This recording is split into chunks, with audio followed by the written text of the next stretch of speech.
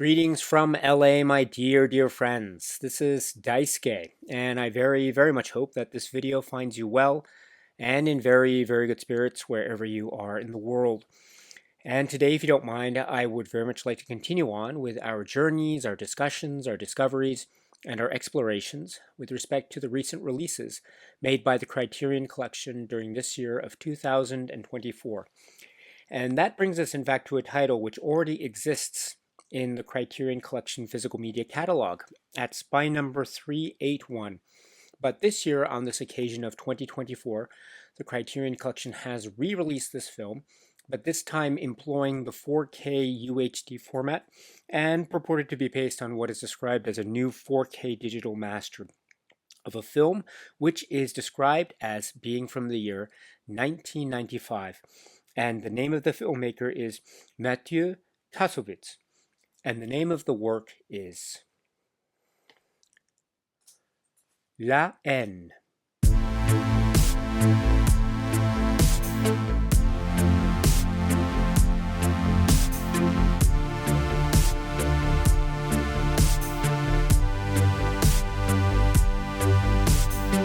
This is the work, the dynamic, explosive film. It is an incredible work from the writer-director Mathieu Kassovitz. And this is the work which is described as being from the year 1995. And it has among its brilliant cast people like Vincent Cassel and Hubert Condé and Saïd Taghmaoui and others.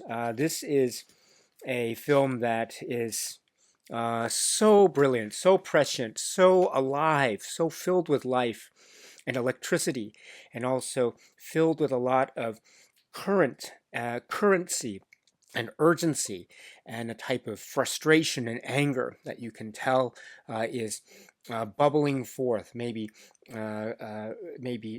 bursting through the seams, both directly and indirectly. With a sense of calm and passion on the one hand, but also with a sense of urgency and a sense of a type of force and ferocity that I think is undeniable. This is the work which is La Haine. And once again, I must apologize so profusely for my terrible pronunciation of the language, but I hope you can forgive me. This is La Haine from 1995, and this already exists, in fact, in the Criterion Collection. For instance, we have here in my hands the earlier Blu-ray release of La Haine, again from spine number 381, and this at the time, which was around circa 2012, so over 10 years ago. This had been purported to be based on what was called at the time a restored high-definition digital transfer supervised by the director. But now, this year, on the occasion of 2024, we have the re-release, the re-emergence, if you will, of La Haine to the physical media catalog of Criterion, but this time employing the 4K UHD format for the physical media contours, and also purported to be based on what is described as a new 4K digital master. And in fact, there are some, even to my very limited and inexperienced eyes and ears, I can tell that there are some very intriguing, interesting differences between what we had seen in, say, previous releases from Criterion on Blu-rays versus what we now see with, say, the new 4K UHD technology that is being employed for the present day, 2024. So we'll get to those comments a little bit later in this video, my dear friends. But before we do, I would like to maybe try to focus our attention, if I may, on the plot or story structure of La Haine. And it is a really, as I say, it is a very stark, in-your-face drama or series of stories, I should say, that is set around within France of the modern day. And we look at the outskirts or the periphery surrounding Paris or Paris, and focusing on the banlieue area, so the housing projects area on these outskirts. And the filmmakers then focus our attention on three major players, three major characters who are friends, who know each other, who also live in the area, each having their own set of background details and stories, but also coming together at certain points of the film, and also perhaps breaking apart at some points in order to in furtherance of specific aspects of the plot and storylines, which are themselves very, very current and very urgent indeed. And so these are the characters who are Vans and Hubert and Saïd. And these are the characters who are portrayed by Vincent Cassel and Hubert Koundé and Saïd Taghmaoui, respectively. And what is very fascinating is they are seemingly from, around the same age. They're living in the same area, and they all experience in their own ways, but also in a sort of collective, conscious way. They all experience the life and livelihoods of living in the projects, the banlieue area. And we also understand that there is already heightened, incredibly tense situations, a tense environment that is we are privy to from the opening moments of the film, with respect to a particular incident involving the police and police forces and the horrific injury of someone who was held in sort of temporary custody by the police. And this is speaking towards some real life events that are alluded to in some of the supplements, the commentary track and some of the supplements that accompany this Criterion release of La Haine. And those supplements and commentary track we'll talk about a little bit later in this video. But we already have, therefore, the setup and staging of very tense a tense situation between certain aspects or certain areas of the population, including people in the banlieue areas, including people like Vance and Saïd and Hubert, and also their communities on the one hand, and the police authorities on the other side. And so this is already setting the stage for some very tense situations indeed, which will only become exponentially intensified as the film progresses throughout its running time. So we have this sense of anger and kind of frustration seething through, or perhaps building up at a slow burn, or perhaps even at a high-pitched boil as the film goes from point to point to point to point throughout the day. And there we have people waking up in the morning hours, seemingly with very innocent and very carefree almost starts to their days, with sort of daily chores, daily lives alluded to at the outset of the film, but also with this feeling of pain and frustration in the air, because from the point of view of these people who are part of the youth, there seemed to be very little, or if anything at all, in terms of an outreach, or in terms of a release, or in terms of a helpline of some sort from the government, from the support centers, to help people in need at whatever degree, for people like Vans and Hubert and Saïd and people around them, people that they know. And so this type of frustration and what seems to be the relatively lack of, say, financial means being made available. The banlieue area, I think, is their home and where they live, and where a lot of people that they know, part of their community, lives. But it's also acknowledged by them and also by the filmmakers that this area, or these areas, seem to provide, relatively speaking, very little in terms of kind of cost of living subsistence type of way of livelihood for people. There is very little in terms of making available any type of maybe a job prospect, or any type of livelihood, or anything else that would otherwise solidify or provide a sense of significant, say, anchoring in the lives of these youths as part of this generation. And we see, therefore, very beautifully vivid and quite detailed moments of the characters talking with each other, speaking about the topics of the moment, but also sitting around almost dormant, almost pleading for something to do, but there's nothing to be done. And that itself becomes a type of not just visual metaphor for a kind of inability, maybe a type of social inability, an ability to break free beyond certain externally applied social barriers, a sort of immobility of social, say, crossing the line from one social strata to another, in a manner of speaking. But also, there is a kind of desperation, maybe in terms of their inertia, in terms of a yearning of wanting to do something, but maybe perhaps feeling helpless to do something, or perhaps not being not being allowed to, or not being permitted to act on behalf of what their own will seeks them out to be. And so this becomes a part of a dilemma that is very individualized in the context of these characters, respectively, Hubert and his story involving what happens to him and his livelihood and what he needs to do in order to make a living that might involve things that are say very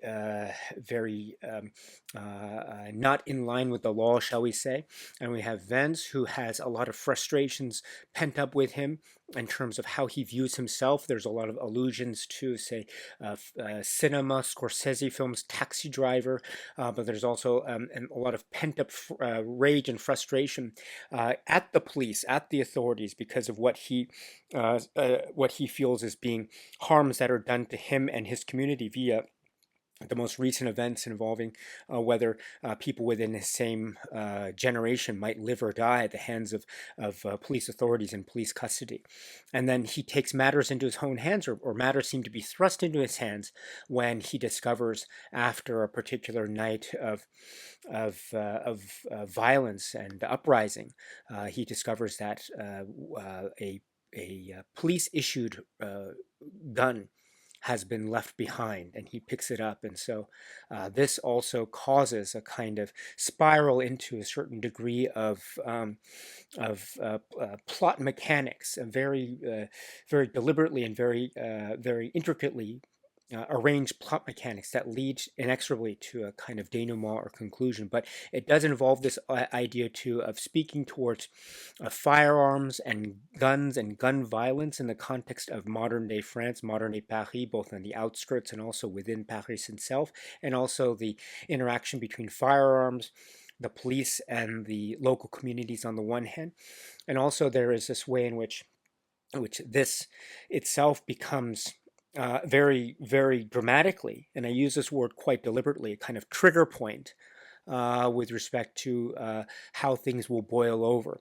And this becomes not just a symbol of that, but also very much a very key aspect, a critical aspect of the plot in terms of the way things will boil over in a very dramatic and quite stunning way.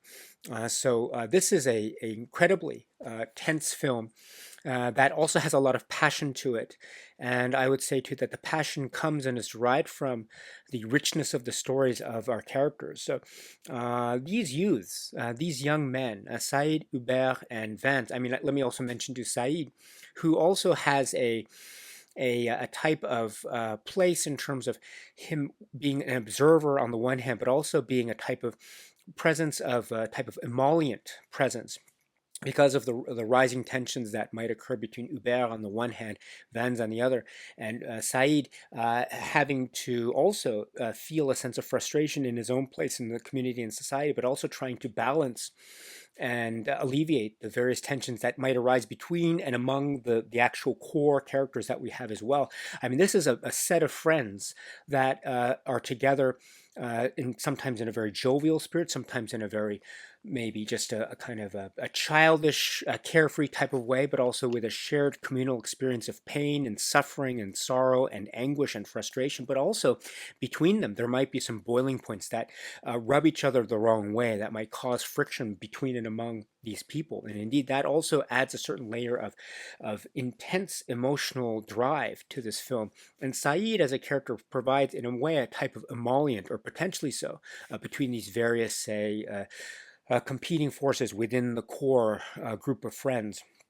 And we see them too travel from place to place to place, or trying to make sense of the world of chaos. And that includes, for instance, trying to see what happens to one of their other fallen comrades in terms of the injury or accident, whether it was an accident or not, vis-a-vis a very violent interaction with the police just prior to the immediate opening of the film, or as the film opens.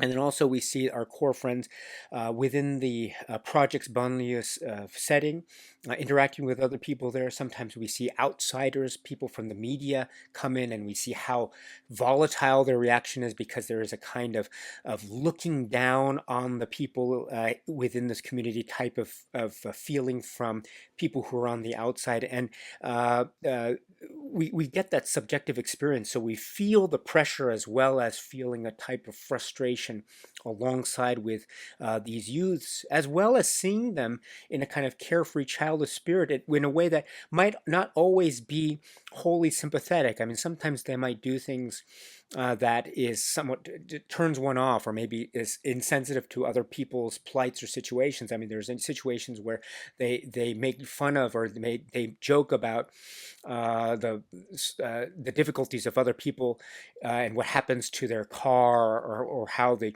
rioting destroyed a lot or damaged a lot of their property the night before or the days previous, etc. So there's that way in which the characters, I think, have a type of three-dimensionality to them that isn't wholly, say, quote unquote, wholly morally superior or inferior, let's put it that way, but they are human beings, which I think poses an even greater and more significant type of message, because we understand that they are human beings with their own sets of, say, innocent aspects and fallibilities and strengths and weaknesses. But that makes their stories, I think, all the more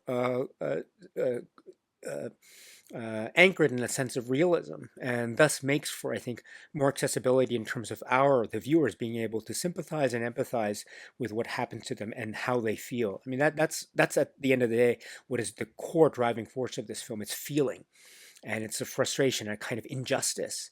And we as viewers are invited to see and feel that injustice through the eyes of these people as they interact with other pockets of society. I mean, we sometimes see them travel into the heart of Paris itself, so outside the banlieue context, into more, say, settings that might be alien to them. We see there's a very famous scene a little bit later in the film involving their essentially crashing a kind of art world scene reception, and creating certain social faux pas, and creating a kind of ruckus that is indicative of a type of clash of cultures and clash of social strata, in a manner of speaking. Now, who's to say who's right and who's wrong? I mean, one can say in terms of quote unquote right and quote unquote wrong, maybe both sides have something to do with that type of equation. And I speak too of our main characters, our heroes in that question.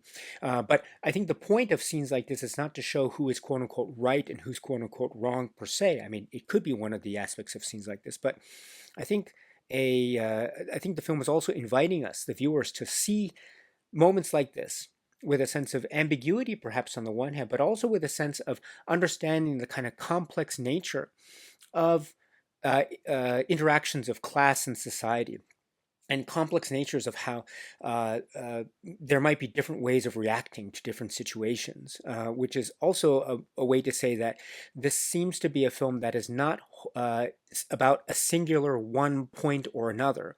It's not necessarily, I think, a film that is suggesting, for instance, all police are bad, or all police act in an authoritarian way, etc. Or it's not to say that all youths from this particular area or neighborhood are bad, or quote unquote are beyond the reach of help and guidance from municipalities, etc. I don't think it's making that type of extreme in terms of simplified statements on a social political spectrum, but rather I think it's taking the whole context writ large and looking at it from a type of sociological problem as well as a socio-political problem that is also distilling it within the story of these three characters whom we get to know in a very intimate and careful way that makes us want to care for them especially when things become very serious, or even when they commit faux pas, or even when things reach a very tense boiling point. And indeed, when we watch La Haine, there are many points that boil over in this film that are very aggressive, very shocking, and certainly moments for us viewers to pause and think and consider the ramifications that this film is suggesting, and also a type of mirror into what we understand are the bases that can be found in the real world experience, when we are reminded of, in fact, this film being based upon, to a certain degree anyway, or inspired by certain real life events that confronted various aspects of French society in the 1990s. So it becomes a very powerful, I think, overall picture, as well as an intimate portrait. And I think it's further fueled by aspects of race relations, and that might have to do with certain stories of the immigrant experience, as vis-a-vis modern day France and modern day Paris, and also the banlieue. We also remember our three heroes. I mean, it's also described by the director in the commentary track, and also in some of the aspects of the great supplements. But their backgrounds, race and ethnicity. This is also either directly or indirectly part of the conversation of La Haine. Vance and his Jewish background, and Hubert, and he as a black man, and then Said, in terms of his immigrant story from North Africa. And so this also becomes, in its own way, and the three leads and their intersections, and cross weaving their stories among each other, I think also in a way is a kind of reflection of a certain degree anyway of race and ethnically based relations in modern day France during this time, and how we have interesting maybe paradoxes or parallels when we see their side of the story versus what we see being done to them vis-a-vis the police and police authorities. And then that's not also to say too that all the police characters are quote unquote villains, end quote. There are instances where we see interactions with the police who are very evidently trying to do what is the quote unquote right thing to do, and trying to respect these characters. But therein lies a lot of the difficulty as well, in that sometimes the messages might be crossed, and sometimes there might be an attitude from the one cross section of society that will just never yield any type of ground to the police or the authorities, because it is felt that too much wrong has been done by the authorities and their submission to force. And so that becomes a bridge that cannot be, that becomes a gulf that cannot be bridged ever again from certain perspectives. Whereas there are other people that might think that there is a way to ameliorate situations, there might be a way to bridge the gulf, there might be a way to present a type of a conciliatory measure between and among the communities on the one hand and the authorities on the other. But then there might be others that might seem to be at sort of cross purposes. And the like. So this type of cross-section of, say, motives and motivations is also at play within this very volatile, say, soup of ideas that is also always bubbling forth. And so therefore we have, again, just take a step back, we have the internal and the external. And then even within the internal structure of fabric, we have, say, questions about race and ethnicity and identity. But what's fascinating too is that those portraits seem to be suggesting not necessarily, well, there might be suggestions of fissures along race and ethnic lines, but there are also points of sort of connection and solidarity that cross over, or that transcend even racial or ethnic background divides or differences. Thus, being an example, and I think that is exemplified in the very fact that of our three protagonists, our three heroes, being for the most part, although there are admittedly points of friction and tension along the way, there is still a sense of solidarity between and among our three heroes, our three protagonists. And so that is an interesting, maybe, suggestion that is a reflection of perhaps how this film can be said to be not wholly optimistic, but not wholly cynical at the same time, or not wholly pessimistic. It is, in fact, I think, a film that is portraying a big picture while also showcasing or drawing us in with the intimate portraits of the lives of these characters, and how their lives are potentially transformed over the course of, say, a single day, while all this turmoil is happening around them and also within them.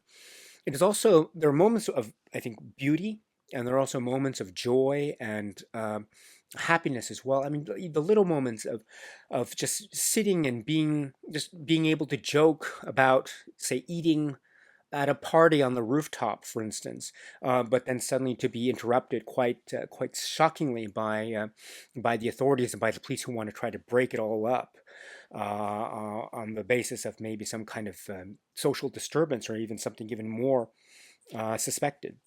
But despite those interruptions, we still have those moments, or prior to those interruptions, we have those moments of I think, innocence and charm. I mean, the talk, just little things like talking and just throwing little pebbles across the way, as a kind of playful, almost prankster type of gesture on the playground. But that has a sense of childhood innocence about it, or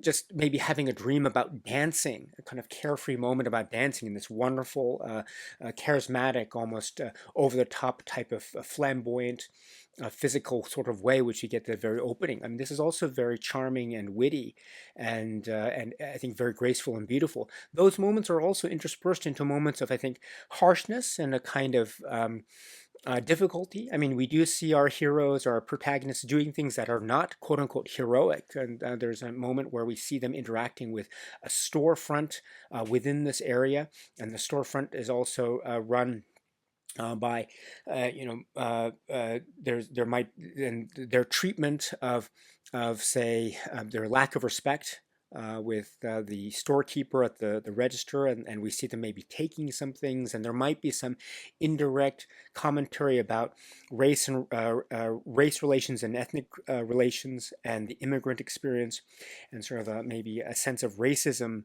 that is directed from them as well as towards them. So this film doesn't flinch. It doesn't look away from those sorts of very troubling blemishes that might be said to be characterizing even our own heroes, our own protagonists of this film. And so this, I think, becomes, therefore, an example of how this film doesn't hesitate to become its own multifaceted way, even at the point of questioning some of the motivations of our main characters, which I think is one of the great things about this film, La Haine, which what makes its messages even more palpable and even stronger, because it doesn't paint those moments in a type of extreme right or wrong type of dynamic, but rather presents them as they are, in a manner of speaking, warts and all, blemishes and all troublesome and worrisome points and all.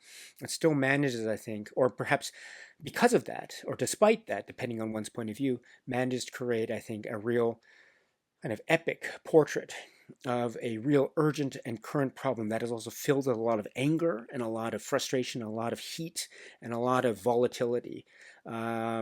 And it's directed in a way that is troubling. It's also leading to some aspects of being unaware, unsure of the future, how things will play out, and perhaps this is a call to action. Is maybe a call to decisive action, and whether that call is towards the people, whether it's towards the community, whether it's towards the government, whether it's towards representatives in representative government, or whether it's towards some other solution to the problem, we're not quite sure, or perhaps we are.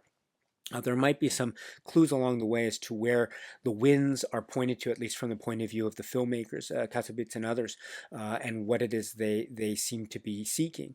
Or perhaps the point is, perhaps the point is to give voice, give a type of palpable, real, true, and vivid, and forceful, and filled with punch and bite, a type of voice to people in this area in a way that will startle, will be striking, will be oh so maybe moving, and troubling and emotional and beautifully rendered, and also quite shocking and horrifying, and a lot of the implications that we have, both again in terms of the external struggles and also the internal struggles from within. And all the choices that are made, we understand that choices have consequences in this world, and sometimes those consequences have a way of getting at you even when you least expect it.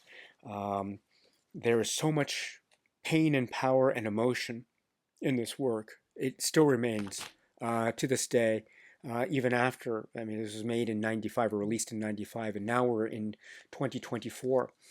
So many years have passed since its release, but one can say that it is still has a currency and urgency that is, I think, can be said to be felt to this very day.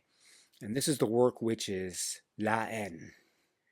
The Criterion Collection has re-released this film, La Haine, courtesy of this new 4K plus 4K UHD plus Blu-ray combo edition on the occasion of this year, 2024. And once again, as I indicated, it is a reminder of the film that was in the Criterion, or had been released previously in the Criterion Collection physical media catalog, again at spine number 381. And with respect to the earlier Blu-ray release from circa 2012, this had at the time, this was released, purported to be based on what was called a restored high-definition digital transfer with 5.1 surround DTS HD master audio soundtrack. Here we have, for the 2024, this new 4K digital master, supervised by director of photography Pierre HAINE and approved by director Mathieu Kassovitz, with 2.0 and 5.1 surround DTS HD master audio soundtracks. And then we have the 4K UHD disc, and then the Blu-ray disc as well. So this 4K release is, and the 4K disc, I should say, is, to my understanding, therefore, based upon this new 4K digital master. And I've already removed the, and I should say too that I have the disc in the player right now, and the 4K disc is in the machine. But once again, it is one of the situations where it is, for the most part, sort of an assembly of moving images that rests on a final still image showcasing the title La Haine. But just in case, because this is YouTube, there are certain guidelines regarding moving images and sound. I've just used my editing skills, my very poor editing skills, just to block it out. So I apologize for that, but I hope you can understand. But in any event, I have the 4K disc in the player, and then I've also removed, before starting this video recording, I've removed the insert that is part of this new 4K UHD plus Blu-ray release. And it is a fold out, and we'll talk a little bit about the contours of this later in the video discussion. But first, let me say that I quote from this leaflet for this 2024 release. La Haine is presented in its original aspect ratio of 1.85 to 1, supervised by director of photography Pierre HAINE and approved by director Mathieu Kassovitz. This new digital master was created from the 35mm original camera negative, which was scanned and restored in 4K resolution. The original 2.0 surround soundtrack was remastered from archival digital files. Please be sure to enable Dolby Pro Logic decoding on your receiver to properly play the Dolby 2.0 surround soundtrack. The feature is presented in Dolby Vision HDR high dynamic range on the 4K Ultra HD disc and high definition SDR standard dynamic range on the Blu-ray. And I should also point out that for the earlier circa 2012 release, for this earlier Blu-ray, here is the staple booklet for the earlier release. So I'll talk a little bit about that later. But for the earlier release from over 10 years ago, it says about that transfer, La Haine is presented in its original aspect ratio of 1.85 to 1. Black bars at the top and bottom of the screen are normal for this format. Supervised by director Mathieu Kassovitz, this new high-definition digital transfer was created on a Spirit Datacine from a 35mm fine-grained master positive. Further color correction was done, etc. Thousands of instances of dirt, debris, scratches, splices, warps, and jitter were manually removed using MTI's DRS and Pixelfarm's PF Clean, while Image Systems DVNR was used for small dirt, grain, and flicker. The 5.1 surround soundtrack was remastered at 24-bit from the original stems. Clicks, thumps, hiss, and hum were manually removed using Pro Tools HD. Crackle was attenuated using Audio Cube's integrated workstation. And it says here, yes, um, the details of this. So the Blu-ray and now this new 4K restoration, or the earlier digital restoration and the new 4K restoration, are, to my eyes and ears, different restorations. And indeed, when I put the 4K disc into the machine and I play the film, there is at times, I think, quite noticeable difference. I guess if I were to make very general descriptions, again, based upon my own subjective experience, and again, I don't hold myself out to be in any way a type of technician when it comes to this. So my descriptions are my own and very subjective, but they are quite shallow and sounding of a lot of inexperience. So I apologize. But again, based on my own interaction with the film, and my understanding of the film by watching it a number of times, say with the earlier Criterion releases. The earlier Criterion releases, the Blu-ray, and the earlier transfer, which I think actually is the transfer that also is being used for the Blu-ray of this new release, because this is a 2-disc release, the 4K UHD and the Blu-ray release. And indeed, to my eyes and ears, the Blu-ray seems to be the same as the earlier Blu-ray from 2012. So I'm going to say it in terms of the Blu-ray versus the 4K UHD. So the 4K transfer on the 4K UHD, to my eyes and ears, or at least to my eyes, seems a little bit, there's a slightly brighter tint to it, for lack of a better phrase. I mean, there are some scenes where the dark shadows of the scene really crackled, I would say. And this I'm talking about the earlier transfer, say on the earlier Blu-ray. There's a kind of a deeper focus on the darks and the black aspects of the frame, the black and white frame, because it is a black and white, on grayscale. But the way that the blacks appeared on the frame itself felt very solid, I would say. Whereas here with the new 4K restoration, there seems to be a slight widening or brightening up of those dark corners.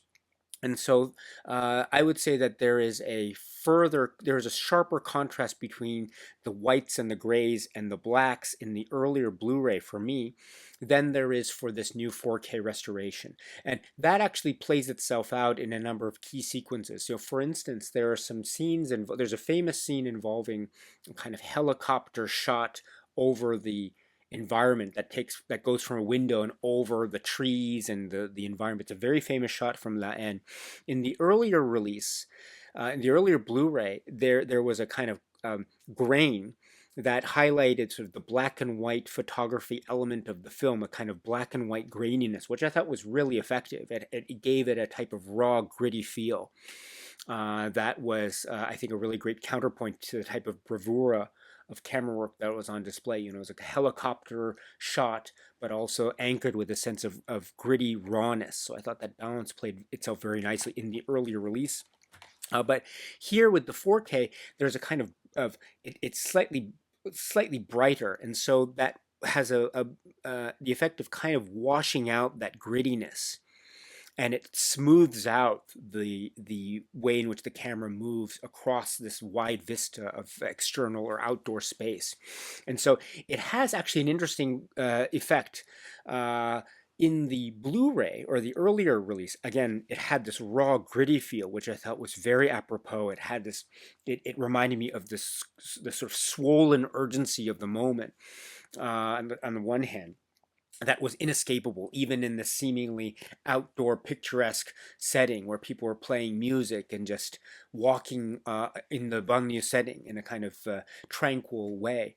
Whereas here with the 4K, with the way it's brightened out a bit, the glides and the movements of the camera, at least in the 4K restoration here, have a way of feeling almost hazy, and I don't mean that in a negative way. There's a kind of haziness to this, to those camera movements.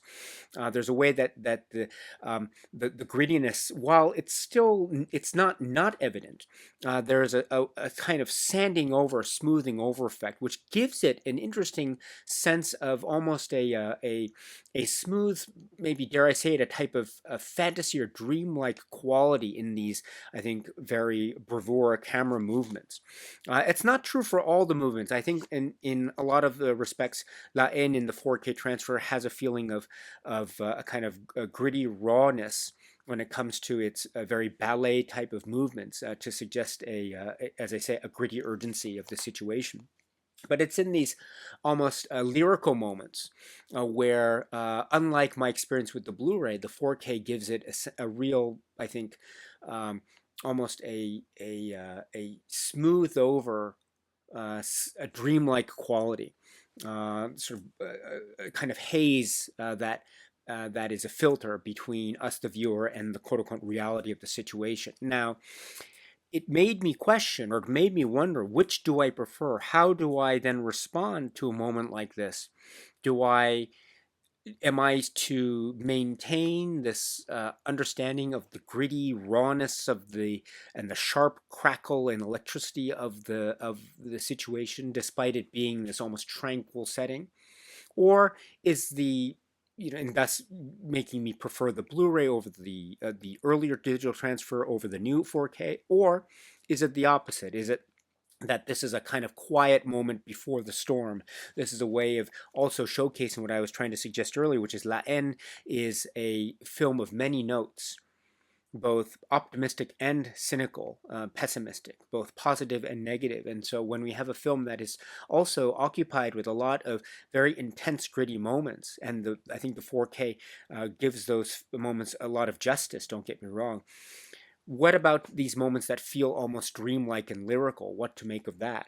Now, I don't have an answer for that because I think both options, or either option, I think works quite well in terms of a kind of interior consistency and how I respond to it. But it provokes a different reaction, and so it makes me think about the film in a slightly different way. Now, which do I prefer? Again, I don't know at this moment, but I can say that I am feeling slightly different psychological and emotional reactions to the film in these very maybe minute ways, depending on when I watch it with the 4K UHD, the newer 4K UHD, the 4K transfer, or when I watch it with the earlier Blu-ray. But I think either reaction or either response, the way that I'm considering it right now, I think either response is still consistent with my engagement and understanding of the film. And I don't think it's in any way diverging from a kind of feeling that I've always had when watching the film, that is a kind of divide between maybe the realism and the lyrical, or the optimistic and the pessimistic. And so I think that, therefore, the 4K experience, while I would say I don't know if it's for me definitive or not. It could be, but I'm not sure yet. But what I can say, it is a very eye-opening experience that I think provides yet further, or perhaps shall I say, alternative feelings or reactions to the film La Haine, while still, I think, maintaining a sense of consistency with the themes and concerns of the film La Haine. But that is not to take anything away from the Blu-ray or the earlier digital, the transfer experience, which I still think is quite stellar. So what maybe and at the end of the day, too, do I have to choose between one version or the other? Do I have to say that I must always go with one version or the other? No, I don't think so. I think it's also very legitimate to say that one alternative, I think, suits the film. But also there are, I think, very reasonably good alternatives out there. And I think, for me anyway, the 4K transfer experience versus the earlier digital transfer experience, so let's say in terms of the physical media, the 4K disc experience versus the Blu-ray disc experience, for me anyway, I think yields a lot of treats and rewards and insights. It's also great, just keep note here, it's also great to have the option of the 2.0 and the 5.1 soundtracks, which I think are part of the setup here. So I go back to the audio options, and yes, it has the 2.0 and 5.1 surround options here when I put it in, when I go to the 4K. And I do like, for me personally, I do like the option of having. I mean, I really like the 2.0 sound, and then there are aspects of the 2.0 sound that I find very, how should I put it, very uh, in a way, it's kind of in its own way, it has a certain sense of being encompassing. Whereas the 5.1, there are moments where I think certain details emerge that, while not absent in the 2.0, have a certain sense of enhancement. So again, it's a similar type of calculus that I have. Which do I prefer? I think either alternative for me is a good alternative. So at the end of the day, I'm left with I think a wonderful reaction to this as to, and I mean, for me anyway, I feel it's a wonderful reaction because it's my, I think we're given a plentiful amount of choice as to how we can engage with this one way or another. So it's I think a very intriguing proposition to be made for purposes of which version to choose. So if you have the option of being able to explore the film with both versions, or maybe even more, I would strongly suggest that. But if you had to choose between one or the other, again, I don't think you will be disappointed with either approach. Um, again,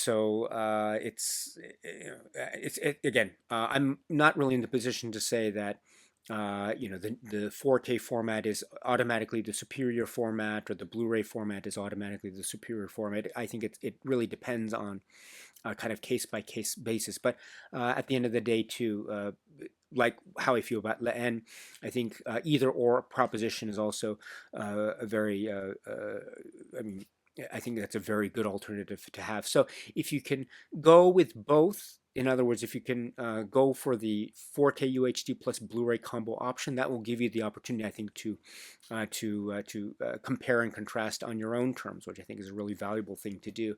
But if you have to choose between one or the other, I'll be perfectly frank. I think each has its own strengths, and it has a way of looking at the film in a slightly different way, potentially, but also at the end of the day, still consistent with the work in ways that I was trying to describe earlier.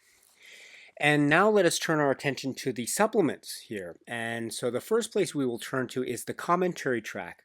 So the commentary track from 2006 is now being carried over, and now courtesy of the 2024 release, we have the opportunity yet again to listen to this commentary track. So if you haven't had the chance to listen to the commentary track yet, it is really quite splendid. This is the commentary track with Mathieu Kassovitz, and it's made available when you watch the film on the 4K UHD disc, or if you watch the film on the Blu-ray disc. And so I have the 4K disc in the player, so let me select the commentary, and it says, and I quote, "This commentary track, recorded in 2006 by the Criterion Collection, features director Mathieu Kassovitz. To listen to the commentary while viewing the movie, press the audio key on your remote at any time." And so Mathieu Kassovitz is here with the commentary track. It is him. He speaks in English, in the English language, and he is so, I think, in-depth, very probing, quite detailed, and very, very insightful, as I think all great commentary tracks are. So well done. And it's I've heard this commentary track before, but on the occasion of this Criterion re-release, I've taken the liberty of listening to it once again for, I don't know how, I mean, I've listened to this commentary track for a number of times now, and every time I learn something new, and that is certainly the case with the most recent experience I've had with this.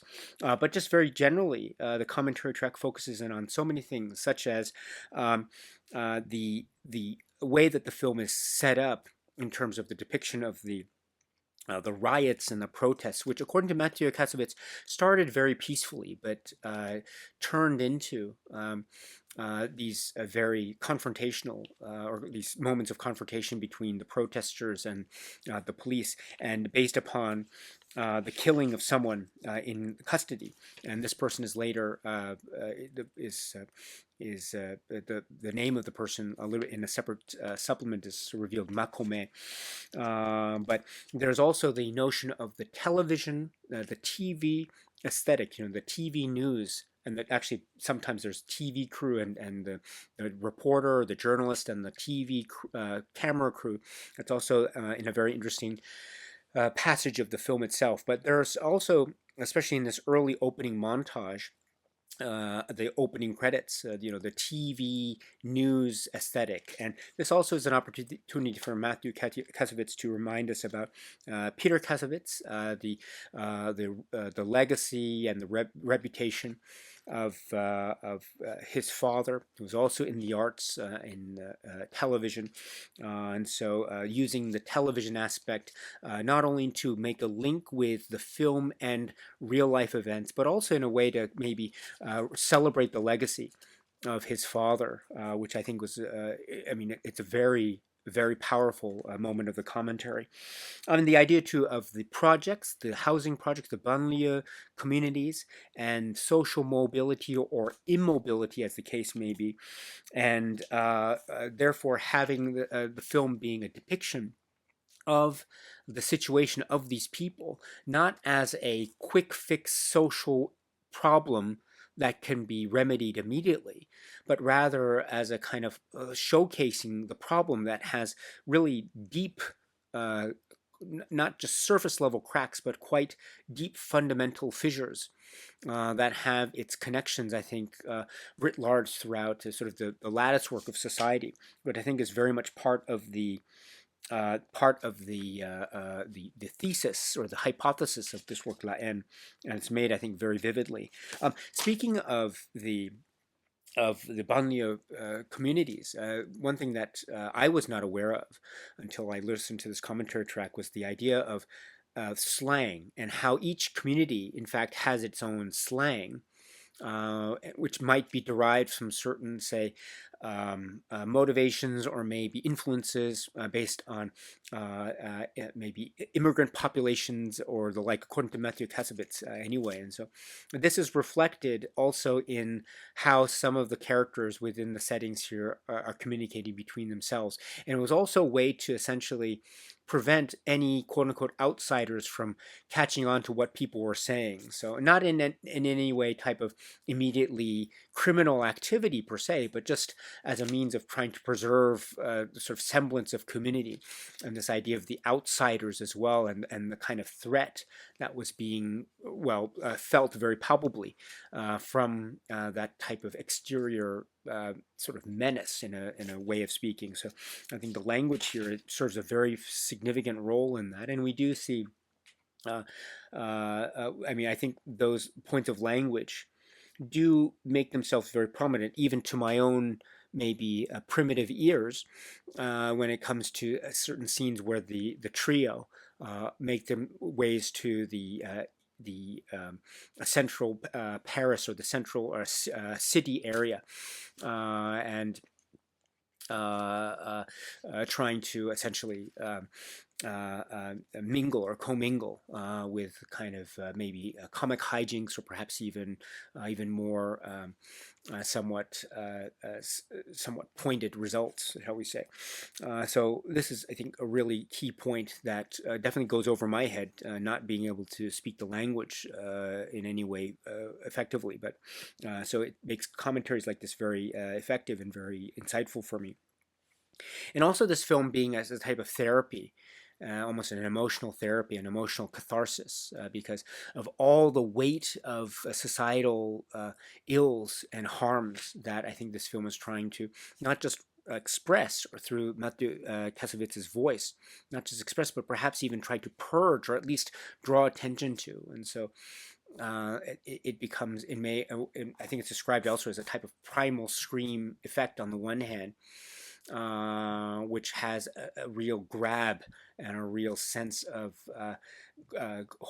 grabbing on and never letting go, which I think is part of its real thorough, truly gripping effect whenever I watch this film. It also has a this idea of empathy, the notion of how empathy and loneliness is, and kind of lethargy and kind of inertia and inactivity, and how these might affect people on a kind of psychological, a root psychological level, which I think is a really great type of as a real force whenever we think about how, say, the film depicts characters sitting around, essentially, I mean, in the words of Mathieu Kassovitz and others, essentially doing nothing. And these are young people who should be enjoying life, who should be working, who should be maybe finding some kind of social or professional fulfillment or of some kind. But here they are sitting, and as the time is passing, and they seem to be maybe time is passing them by, or perhaps opportunities they aren't making themselves available to young people like these, and that is part of the tragedy that I think Mathieu Kassovitz and company are trying to highlight. So. And then also working with the actors here. So Saïd Taghmaoui is mentioned, of course. Hubert Koundé is mentioned here, of course. Vincent Cassel is mentioned, and also their backgrounds and racial and ethnic backgrounds, and how that is a reflection too, in a certain way, of a modern day society. And then also the background characters. Many people who are from the area were also participating in the film. So it's interesting to see how Mathieu Kassovitz in 2006 reacts to watching these scenes, and there are moments where he says, how he understands how maybe after they shot the film, um, 10 years prior to the creating of the commentary track, he also comments at where possible about where some of these people have ended up since then, which also has this type of bittersweet currency about it. Also, Mathieu Kassovitz makes reference to other filmmakers, I think primarily people like Scorsese. I mean, there are some very key passages in this film and that are quotations or references to, say, a film like Taxi Driver. I think in terms of also the template of the film itself, Mean Streets, the Scorsese-directed film Mean Streets, is mentioned. It is one of the key reference points, and I think that there's a type of urgency and volatility in the film Mean Streets that's also very much finding its own form and voice in a film like La Haine as well. But the echoes, I think, are definitely there. Also, Mathieu Kassovitz speaks a little bit about his own background. He mentions how he can on a certain degree, sympathize or empathize with the banlieue community, the community of the projects on the one hand, but he acknowledges that he's not from there originally. He wasn't born there, or his background growing up is from a completely different background. But that doesn't prevent him from not just recognizing the issues as he sees them, but also trying to give certain voice. And there are also moments too that are part of the preparation for the film, which is highlighted in another supplement, by the way, where the cast and crew are really trying to not just find the right location for the film, but also be members of the community to a certain degree in order to show the respect that is due towards the community, and also try to understand more of the culture and societal aspects of the banlieue. So this is a very important detail. And then also the way that firearms, guns, and firearm culture in France is handled in terms of the plot of La Haine. This is touched upon briefly by Kassovitz in this commentary. And then too about police and police training, and about how perhaps there was a certain maybe manner in which police were trained that might have led to the incapability of certain police officers to handle certain, say, very serious and intense situations, and that might have to do with maybe a rural-urban divide between the populace and the people who made up a lot of the police at the time, at least according to Mathieu Kassovitz. And then also too this notion too of American movie culture and French movie culture, and how Mathieu Kassovitz mentions how La Haine incorporated, according to a lot of the critics, especially the French critics, it seemed to incorporate a lot of American movie cultural aesthetics, and also the use of American music, rap music, and it uses it quite effectively. And there's also perhaps some circles of criticism towards the film, according to Mathieu Kassovitz, looked at that and perhaps regarded the film, at least at the time, as being more quote-unquote American than French, end quote. But Mathieu Kassovitz, I think, does remark how this wasn't the attitude of all critics who saw this film. Indeed, the reception to this film was quite extraordinary, and was really a huge cornerstone moment in a lot of ways. But there is a way in which this film does capture certain feelings that are very much part of the milieu of France and Paris and the urban rural settings on the one hand, while also borrowing very much from certain cinema cultural traditions as well as musical traditions. So I think, and Mathieu Kassovitz doesn't shy away from that. I mean, there's nothing wrong with that type of cinema approach or aesthetic.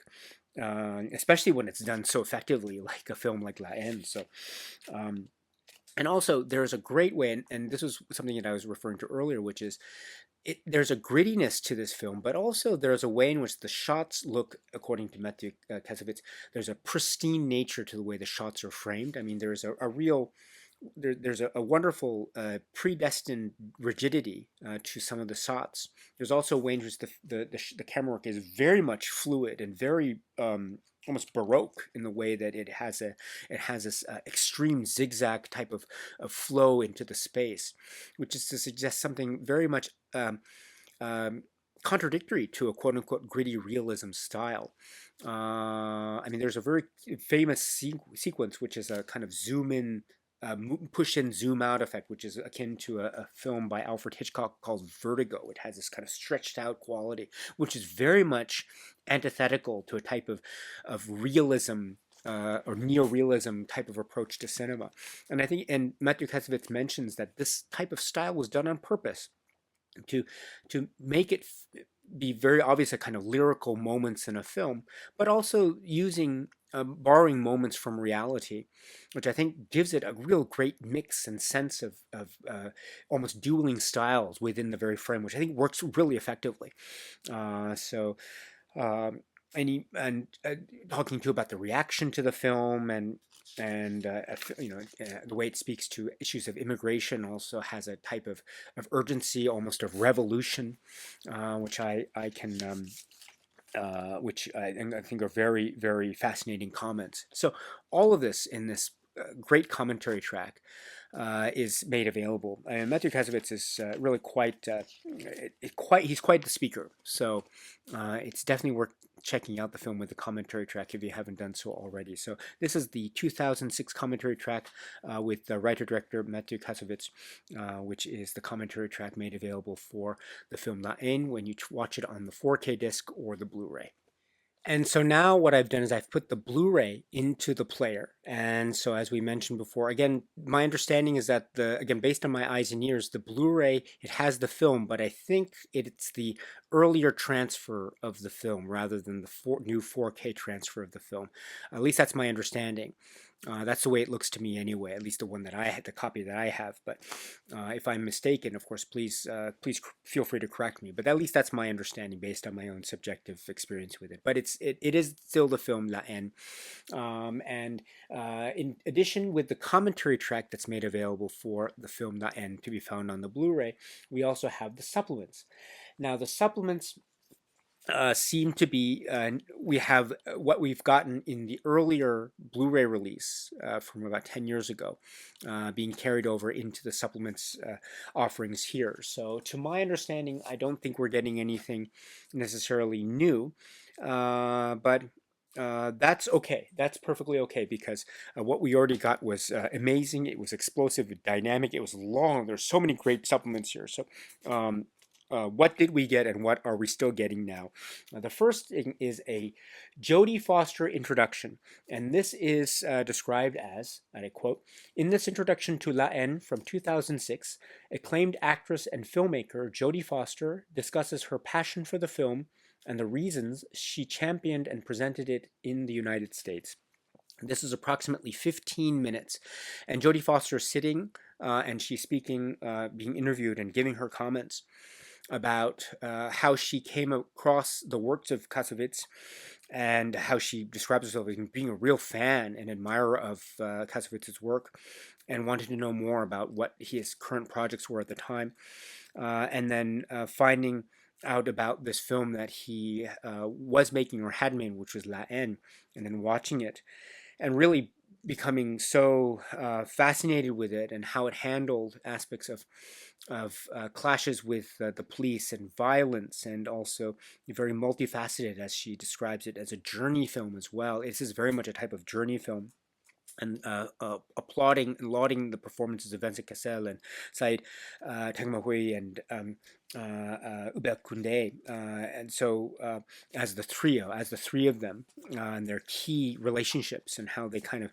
play off of each other, both in terms of their relationships and also in terms of the sort of acting style, which I think is very, very a great comment that she makes here. It's really wonderful.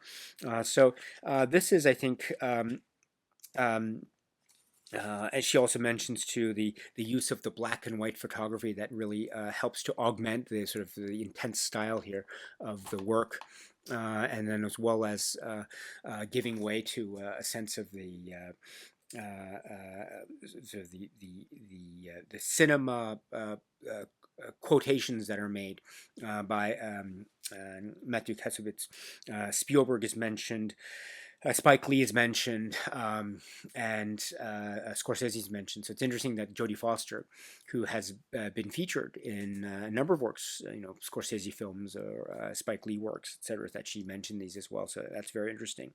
She also speaks too about the composition of shots and sort of augmenting and highlighting a lot of the value of Mathieu Kassovitz's own work, and then also highlighting and showcasing.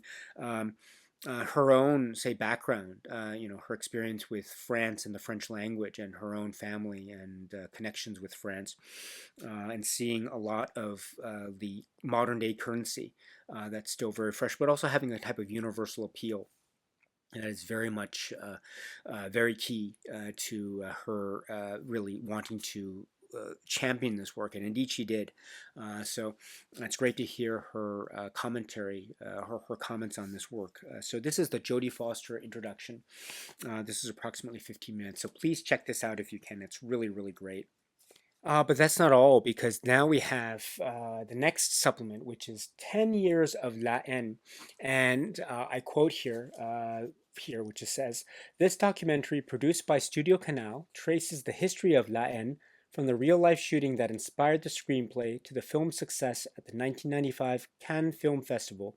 It includes interviews with director Mathieu Kassovitz, actors Vincent Cassel and Hubert Koundé, and producers Christophe Rossignon and Alain Roca." This is approximately 1 hour and 23 minutes, so it's like its own little mini, or not mini, its own feature-length documentary, which we had before, but it's nice to have it carried over here because it's really, really great. You get so much here from varying perspectives.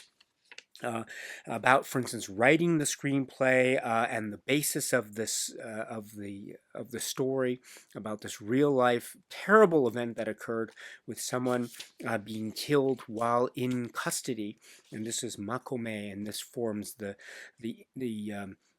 basis of a lot of the impetus of the film La Haine, and how the demonstrations started out, according to Kassovitz and others, as peaceful sit-in demonstrations that turned very intense over the course of the events as they unfolded. And so this became a project about the housing projects, about the community, how it affects France overall, and how it has a kind of generational shift that leads to a primal scream urgency. It has its own, I think, value and significance, and I think that's part of the real drive of Mathieu Kassovitz and company here, and how this film becomes very much a type of political film, and then also the conceit of the gun and what happens when the gun is retrieved, what will happen and what will unfold, and also considering how events, tragic events that are, say, taken from real life, and how Mathieu Kassovitz then took that and almost took it in sort of a reverse engineered process and considered how did those people feel at the start of that day, which ended up being one of the most devastating days of their lives, and he thought, how did they feel when they woke up? How did they carry on in the morning, when they were brushing their teeth, when they were just getting ready to go out, when they're getting dressed, eating breakfast? How were they feeling?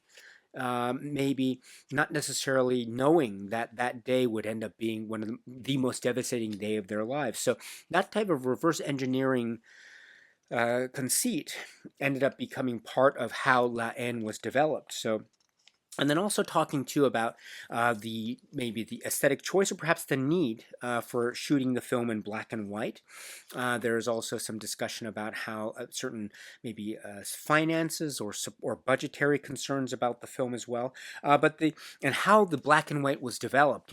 I'm not a cinematographer or photographer, so I don't have these details at my grasp, but based on my very, very basic knowledge, as it was described here by the director by the artist concerns, the director of photography here, Peter Haïne, took the process of taking a film, a certain type of film, and filming it in color. And so that's why you have other parts of the release showing the color scenes of film La Haine. But then when it was developed, the development process took place in terms of the negative, and then turning that into a special type of special looking black and white monochrome effect. And so I thought that was really fascinating. It was a kind of special process that was involved in creating the black and white effect, which also means that it's interesting to see how the film looks, or how the film could have looked, envision it in color. You get a sense of that with some of the later supplements. And then also the discussion about how the location, what went into finding the location. The banlieue setting is very important. So they looked all over trying to find the right look. And then when they did find it, trying to ingratiate themselves, pay the proper modes of respect to the community leaders in that community. And also trying to live life there, trying to become part of that community. And so the actors and crew mentioned living there for a number of months prior to starting the film, Chanteloup. And then talking about the development of certain shots and certain scenes. I mean, there's some real interesting, idiosyncratic, quirky moments of the film. There's a moment involving, say, a restroom stall and someone emerging, sort of elderly gentleman emerging, and there's a real interesting, almost seeming tangent that occurs with the dialogue there. But it's these types of interesting quirks of plot make for real compelling viewing, along with all the other parts of the stew. And then too, the idea of kind of using the camera and some moments. There's a helicopter scene, but until I saw the documentary, I didn't realize. But it was an early form of digital post removal of shadows from sequences. There's also a sequence involving a mirror and the taxi driver quotation, and how that mirror shot was made. It's actually quite a tour de force in terms of the creation of it. And then too, talking about again more references to past films. Scorsese is mentioned again. Also, American Graffiti, the George Lucas film, American Graffiti is mentioned here. So it's really quite awesome. And then as the film was being edited, and talking about the editing process. Talking too about the reaction to the film, and there's a very interesting, quite in itself, almost inherently antagonistic relationship that Mathieu Kassovitz has with certain circles of the film critics. And this really came to fore prior to the release of La Haine with previous works, and also in the sort of initial reactions to La Haine and the press and the Cannes Film Festival. And there's a kind of maybe, and I don't mean this, I don't mean that anyone's putting on any airs, but really in terms of what was perceived as really being the heaviness and the seriousness of the subject. Going to film festivals and César award ceremonies, etc. For most of the film, for Mathieu Kassovitz and others, there was a kind of irony or a hypocrisy, perhaps, in the maybe on display in the industry from their perspective anyway. But at the same time, they went to certain events because it was important to give. I mean, from certain circles, it was important to give voice to the film. The film needs to have a certain release, and this is part of the industry. While those sorts of hypocrisies perhaps were being acknowledged by Kassovitz and company, there was also a need for this type of venue for giving the film more oxygen, more attention, because at the end of the day, this is also very, very important. But during that process, there was a lot of, exchanges, if you will, between Kassovitz and the filmmakers on the one hand, and also the press on the other, maybe trying to categorize it, or perhaps in the eyes of Kassovitz, miscategorizing it, maybe dismissing certain parts as being automatically "quote unquote" anti-police. But Kassovitz insists that it's not so easily compartmentalizable. It's meant instead to be taken as a whole in terms of a kind of social malady or social ill at ease as a whole. Which he hopes would be the message that people take away when they watch La Haine, and other points. But he was also very, and the filmmakers also acknowledged the wonderful reception that was given, starting at the Cannes Film Festival, and also the awards to Kassovitz, and in acknowledgement of his directing of the film. And his making of the film. So this, I think, and you can see how moved Kassovitz is when he's going and accepting the award at Cannes. It's wonderful to see. I love how he is dressed. It's so great the way he's dressed up at the award. It's so wonderful to see him. And he's very, his speech is heartfelt. So this is so great. It's really great. But again, this is very much important about how it's not just the film, but how people reacted to the film at the time and even now. I think it's definitely worth keeping in mind. So this documentary definitely provides that, and it shows with a lot of vivid detail, which is really great. And it's long too, which is wonderful. As I say, about an hour and 23 minutes. So please check it out if you can. 10 years of La Haine. And then Social Dynamite. This is approximately 34 minutes, and it's in the following program. Noted sociologists Sophie Bodigento, William Kornblum, and Jeffrey Fagan discuss the significance of La Haine's banlieue setting and the realities of public housing in France and the United States. And so these are sociologists speaking about La Haine from a sociology perspective, and specifically sort of the cross-cultural, cross-social strata community clashes that this film essentially embodies. And part of that has to do with the banlieue projects, housing projects, community setting, and talking about some of the historical reasons for the emergence of such housing projects in France and also in the United States and other places, a kind of a movement or a combination of various factors leading to essentially around circa the 1970s, the development of these projects. But while there might have been certain plans of benefits and social networking support, that kind of waned due to, say, political shifts, or due to maybe perceptions from the political ruling classes about maybe the ineffectual nature of supporting communities like this on a very direct level, thus leading to a kind of gradual economic decline in a lot of these places. Also, marginalization from a societal standpoint also took place, and also to keep in mind the idea of sort of voluntary versus involuntary social forces, and how this type of and how the banlieue or the project setting took root in that type of discussion, and then how then the police and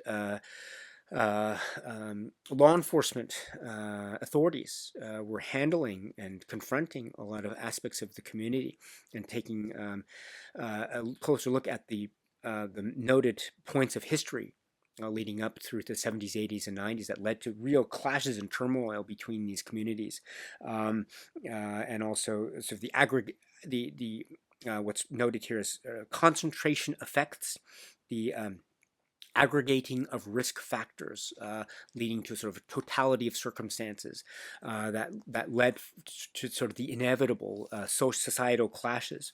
And certain figures are mentioned too, like Sarkozy, etc. So this is, I think, a really helpful, incredibly helpful contextual discussion.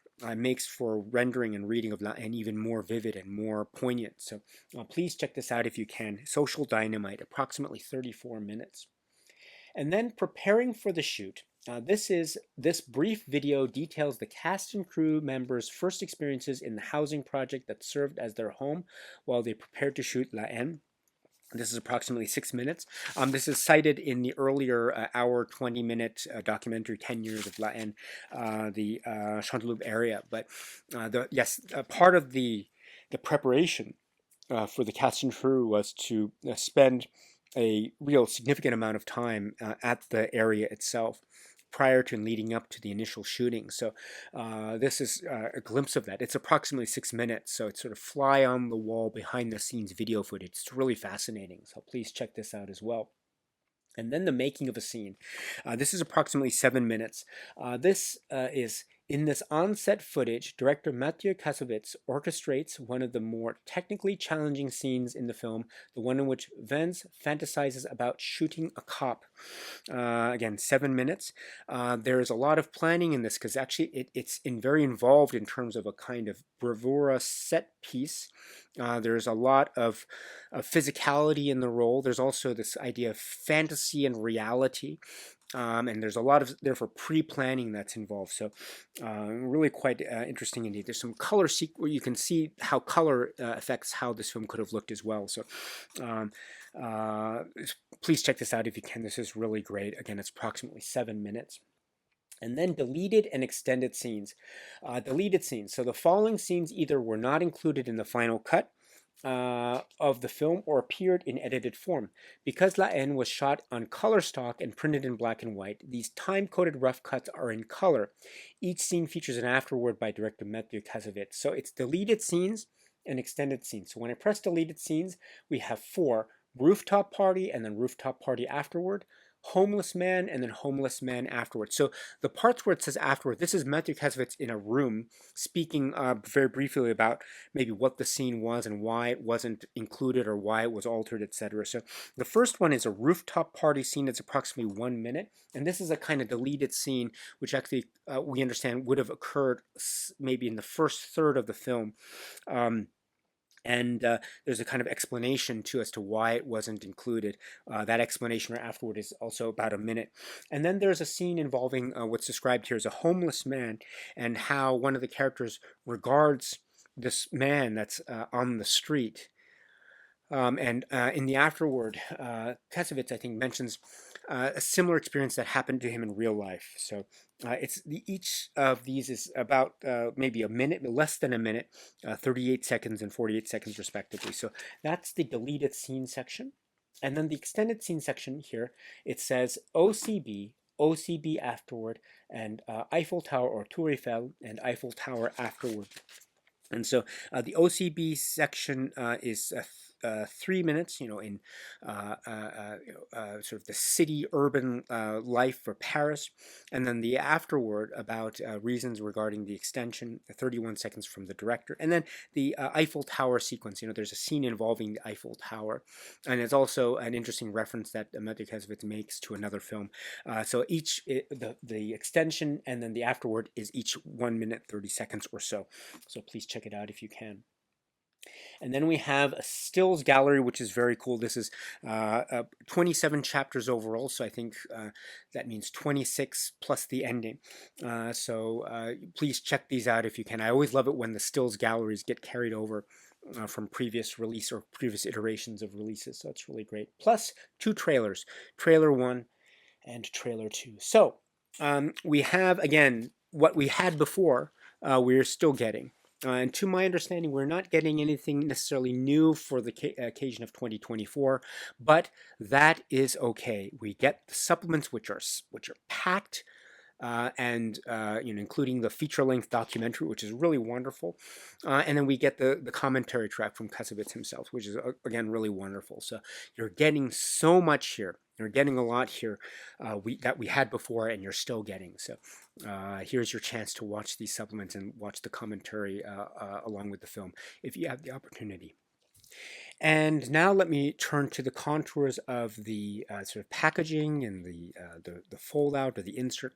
So we have this cover art, which is similar to the previous Blu-ray cover art from La Haine from earlier. So it's nice to have that carry over. I really like how La Haine, the wording, appears over the faces of the three characters on the cover. So really quite fascinating how that works. I think it's very effective.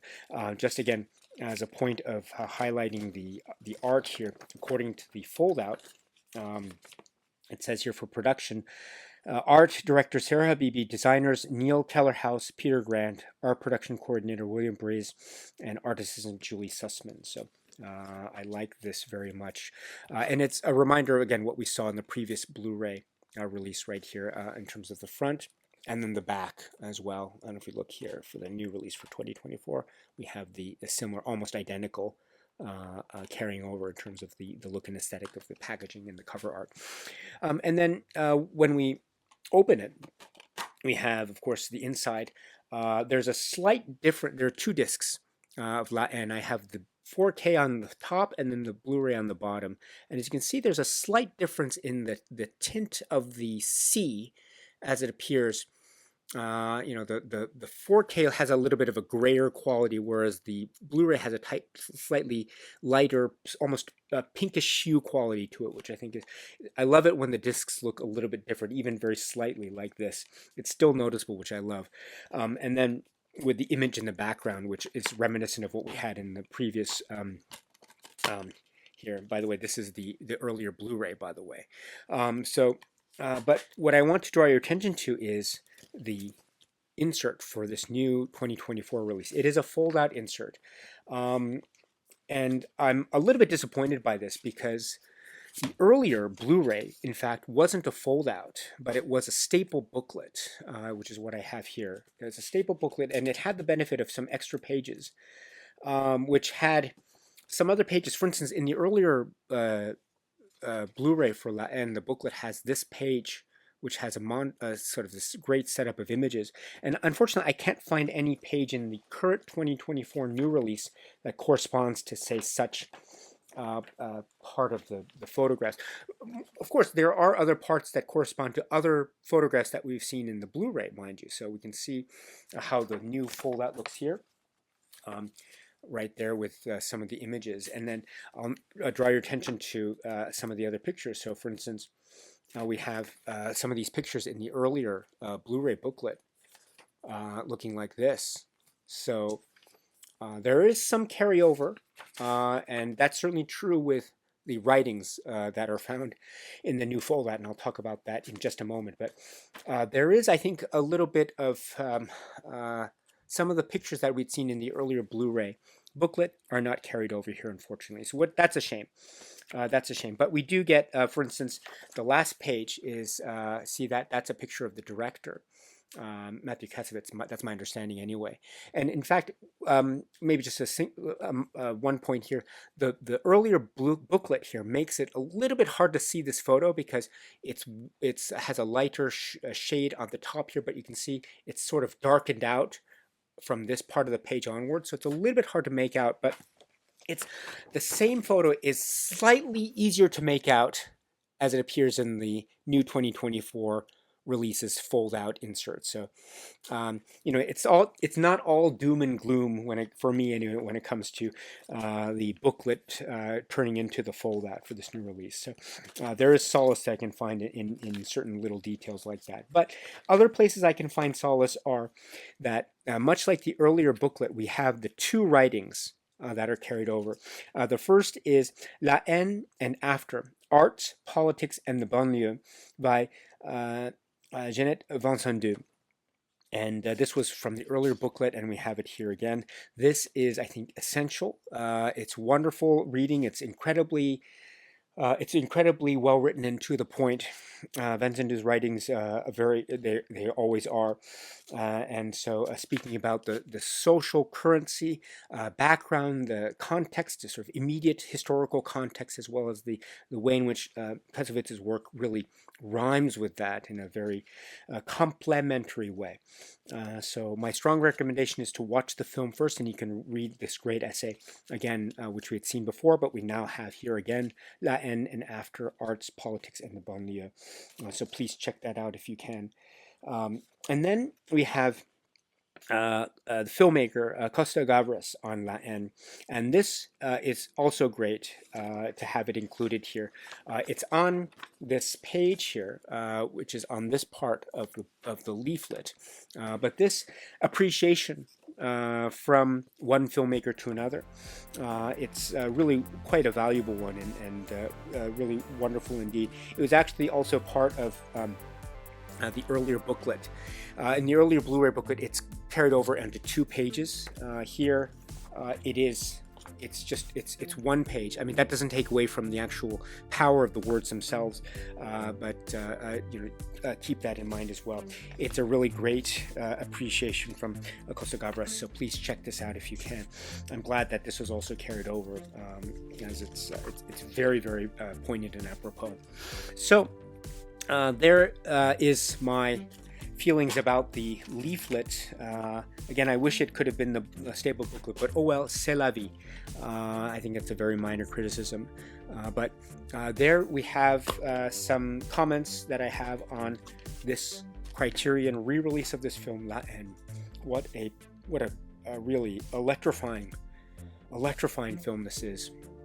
And it's another opportunity to watch this or rewatch this, as the case may be. And if you are considering watching this, I think this, for reasons that I've tried to highlight over the course of this discussion, the 4K UHD and the Blu-ray, if you can get the combo, I think it serves really fascinating alternative takes on the film, each in its own way very valuable, and focusing in ultimately on this film, the Kassovitz work, which is so dynamic and so electrifying and so current, even when you watch it at the present day.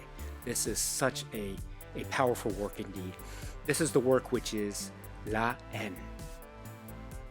All right, my dear friends, so that's it for now. And so until we meet again, please be happy and healthy and well, and please keep on watching a lot of great movies, such as La Haine, such as other films from Kassovitz, such as other films in the Criterion Collection, and beyond.